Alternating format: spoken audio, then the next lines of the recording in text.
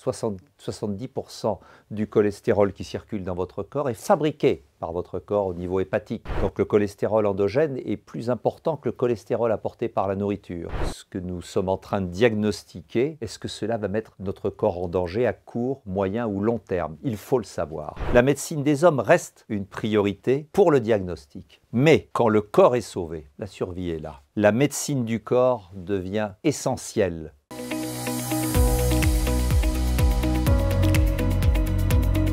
Bonjour, merci pour votre confiance. Nous nous retrouvons aujourd'hui pour démontrer l'importance essentielle d'inclure les neurosciences dans toutes les démarches diagnostiques, thérapeutiques et pronostiques. Une question transversale a été posée dans la vidéo d'introduction. Quelle médecine pour le XXIe siècle? Est-ce que nous avons la prétention d'apporter toutes les réponses, même à travers des milliers de vidéos? Certainement pas. Mais nous voulons vous apporter, à travers notre expérience, des réponses essentielles pour aller à la racine des maladies chroniques et des problèmes chroniques. Nous voulons vous apporter des pistes pour une meilleure prévention et un meilleur accompagnement thérapeutique. Et enfin, et c'est peut-être le point fondamental, des prises de conscience pour chaque problème de santé chronique, à travers des conseils de nutrition, à travers des prises de conscience de l'impact de notre système nerveux et de notre système émotionnel sur notre système métabolique. Ces réponses peuvent faire la différence en termes de qualité de vie, c'est très rapide à constater, en termes de pronostic, d'évolution et certainement, au bout d'un moment, de guérison, d'accompagnement thérapeutique en devenant, nous en avons déjà parlé, actrice et acteur de votre santé. Les neurosciences appliquées, avec leurs outils de santé, sont au service de la médecine du corps. Nous avions introduit cette notion dans la vidéo précédente. Ce sont tous les processus neurométaboliques au service de la réparation de notre corps. J'avais cité des exemples. La fièvre qui se développe pour combattre les bactéries et les tuer. Quand on se coupe, cela cicatrise. Et quand on se brise un os, vous vous souvenez, le chirurgien, même le meilleur du monde, aligne les os. Mais c'est le corps qui répare l'os, qui lui rend sa solidité. Donc, au service de cette médecine du corps, la prise de conscience, les prises de conscience que nous allons vous proposer, c'est justement cette idée d'aller à la racine. Un exemple très simple, vous avez trop de cholestérol et un excès de triglycérides, bien entendu, il y a un risque cardiovasculaire et vous allez faire appel aux fibrates, c'est les anciennes molécules, aux statines maintenant, mais n'est-il pas intéressant également de comprendre qu'une très grande partie, voire 70% du cholestérol qui circule dans votre corps est fabriqué par votre corps au niveau hépatique. Donc le cholestérol endogène est plus important que le cholestérol apporté par la nourriture. N'est-il pas très important de comprendre également que le système nerveux est impliqué? Plus vous êtes stressé, plus votre foie va avoir tendance à sécréter ce cholestérol. Donc on va comprendre que sur certains espaces métaboliques auxquels on peut répondre de façon médicamenteuse, mais avec des effets secondaires à long terme, il y a une autre voie de prévention qui peut être extrêmement intéressante et qui implique quelques routines à intégrer dans votre qualité de vie. Cette prise de conscience au niveau des fonctionnements racines vont permettre de réveiller, de renforcer tous vos processus d'auto-guérison. À différents niveaux, bien entendu, niveau cellulaire, niveau tissulaire, niveau organique, et puis finalement au niveau systémique, parce que les organes soient bien portants, c'est parfait, mais il faut également qu'ils soient bien coordonnés. Donc, qui dit coordination, directement nous impose de parler d'équilibre. Nous n'allons pas aller dans des extrêmes, juste l'équilibre, c'est déjà tout à fait suffisant.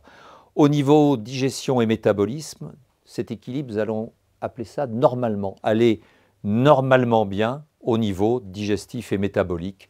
Nous le symboliserons par cette fonction, ce picto d'angle droit. Un système nerveux normalement en équilibre, un corps normalement en mouvement, une gestion des émotions normale. On ne va pas se précipiter chez le psychanalyste ou chez un psychologue. On ne va pas devenir un champion du sport en faisant des triathlons. Juste une normalité de tout ce qui nous rend humain et vivant. Ça va nous permettre d'avoir plus de qualité de vie, une prévention qui va être plus compréhensible, donc plus facile à suivre pour nous, et un accompagnement thérapeutique qui va être également plus compréhensible et plus facile, donc une guérison plus facile à atteindre. Nous venons donc d'évoquer toute l'importance de cette médecine du corps, mais est-ce que cela signifie tourner le dos à la médecine des hommes? Il y a parfois des tentations avec les médecines ethniques qui promettent de grandes choses. Elles sont toutes à respecter parce que toutes ces médecines sont le fruit de millénaires de sagesse et de compréhension interne. Mais il y a également le fruit de la technologie qui respecte notre génie de la civilisation. Donc l'idée est-elle de fuir tout ce qui va être diagnostic? Les diagnostics dans la médecine des hommes sont plus incisifs, alors que dans les médecines ethniques, je dirais que c'est plus arrondi, plus adouci. Si vous avez telle maladie, c'est parce que ceci ou cela est déséquilibré. La réponse au niveau éthique de toutes nos vidéos est qu'il est très très important d'avoir accès à du diagnostic, à une thérapeutique et à un pronostic. L'idée est donc d'une collaboration étroite entre médecine des hommes et médecine du corps. L'idée est d'enrichir ces trois espaces, diagnostic, pronostic, thérapeutique, sont des espaces fondamentaux. Élargir la vision thérapeutique grâce aux neurosciences. Pourquoi? Parce que l'idée est quand même d'échapper à des statistiques. Nous savons que pour certaines maladies chroniques, on vous parle de survie à statistiquement, ou que dans tel nombre de mois ou d'années, eh bien, il y aura des problèmes. Mais ce sont des statistiques. Les statistiques sont là pour nous donner une idée de l'importance que nous devons donner à notre prise de conscience et de notre accompagnement en tant qu'actrice ou acteur de notre santé. La médecine du corps, avec des outils de santé issus des neurosciences appliquées que nous développerons dans les prochaines vidéos, cette médecine du corps doit toujours être au service de la médecine des hommes. C'est fondamental.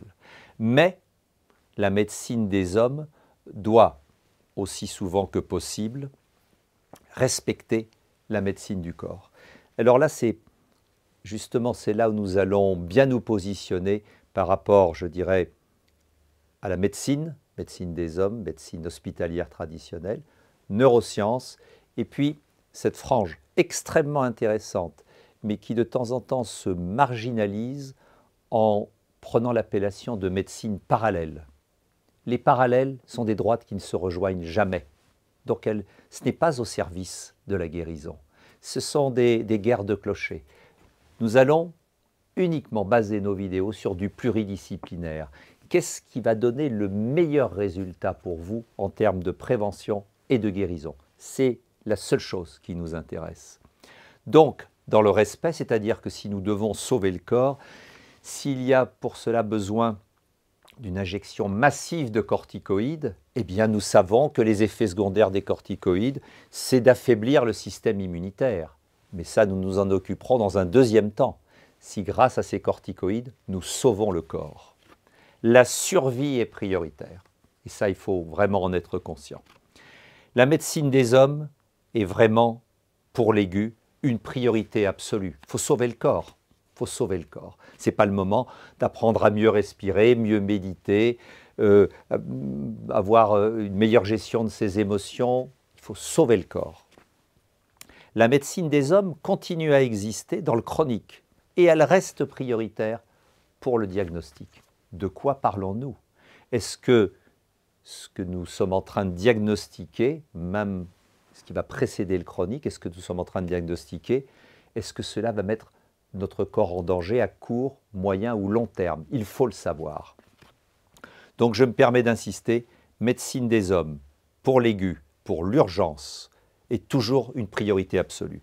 La médecine des hommes reste une priorité pour le diagnostic. Mais quand le corps est sauvé, la survie est là. La médecine du corps devient essentielle, ce qui est un terme différent, vous le voyez, de prioritaire, mais essentielle. C'est-à-dire que toutes les prises de conscience dont nous avons parlé sont maintenant là au rendez-vous. Et que tous les espaces de notre corps, que cela soit le mouvement, la façon dont nous respirons, la façon dont nous alimentons, la façon dont nous gérons nos émotions, ces espaces vont devenir prioritaires et nous allons pouvoir mieux les apprivoiser à travers les outils des neurosciences appliquées.